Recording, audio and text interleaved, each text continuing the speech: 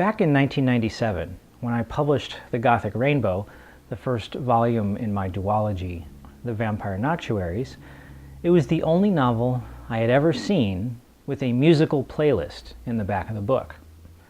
Now, I'm not saying I originated this idea, nor do I proclaim to be the first author to create a playlist. I'm saying I was the first to my knowledge. Feel free to correct me if you can prove anyone did such a thing before 1997. Now, today, I wouldn't call musical playlists common for novels, but they are far more prevalent in 2013 than they were 20 years prior. When I first got into music, like most teenagers, I was into top 40 pop music. Between radio, movies, and MTV, that type of music was the most commonplace. It was easy access, simple to find. Artists being played in the American Bandstand and American Top 40 genre have evolved over the years, but those tunes have been the predominant staple of American teenagers since the 1950s.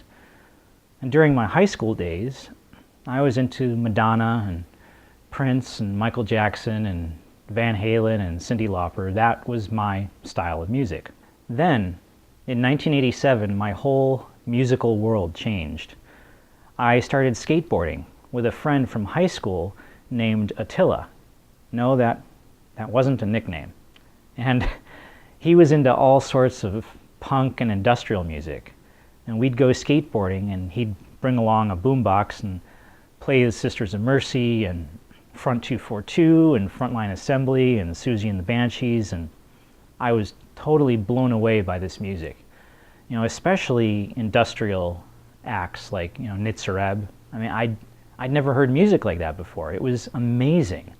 It was danceable like pop music, but it was so like hardcore and aggressive like metal. But it was all electronic and didn't have guitar solos and stuff. I was floored by this.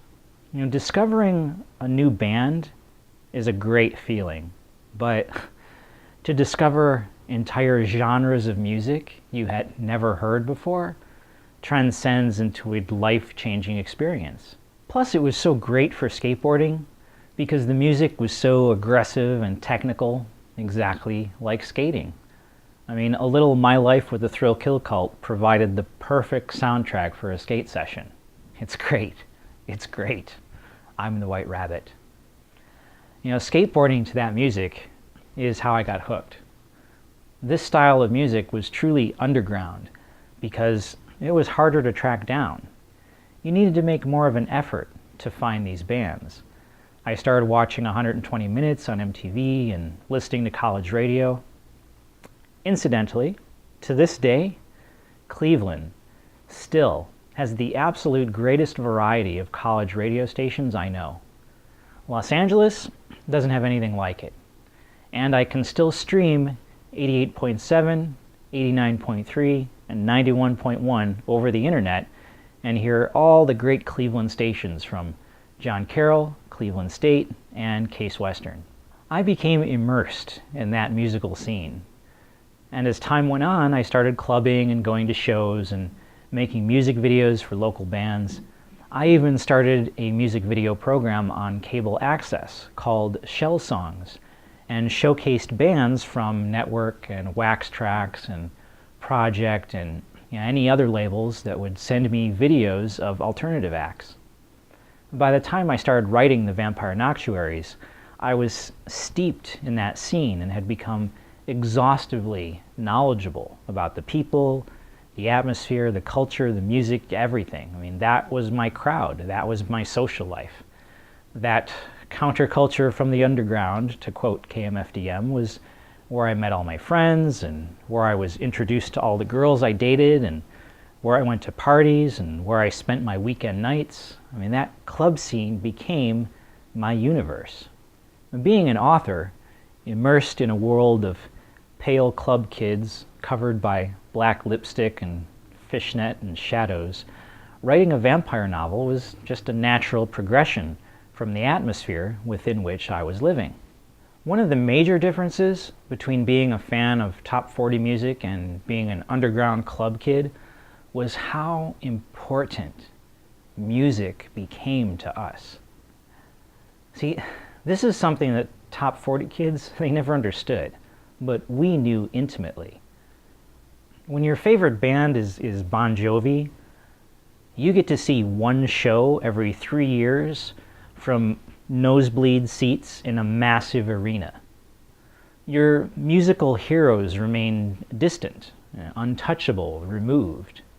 But when your favorite band is the Dead Milkmen or 9 Inch Nails, you got to see them every 6 months in a club that seats 800 people and go stage diving and hang out with them at the after party. You know, energy from the band and the crowd becomes symbiotic. You become a part of the music scene. The shows are intimate and connected. Our counterculture was a microcosm, completely different from the experience of the fans of commercial radio. And as a result of these experiences, the Vampire Noctuaries became filled with Gothic and industrial music.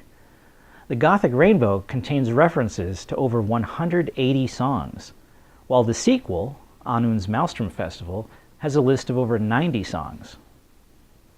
How much does music play a part in the Vampire Noctuaries? The first line of the first book reads, "Allison called it the killing game," a reference to the song by Skinny Puppy. To this day, I remember how excited I was the first time I read a book with a song reference in it. It was the book Yarrow by Charles DeLint, and the reference was to Don't You Want Me by Human League.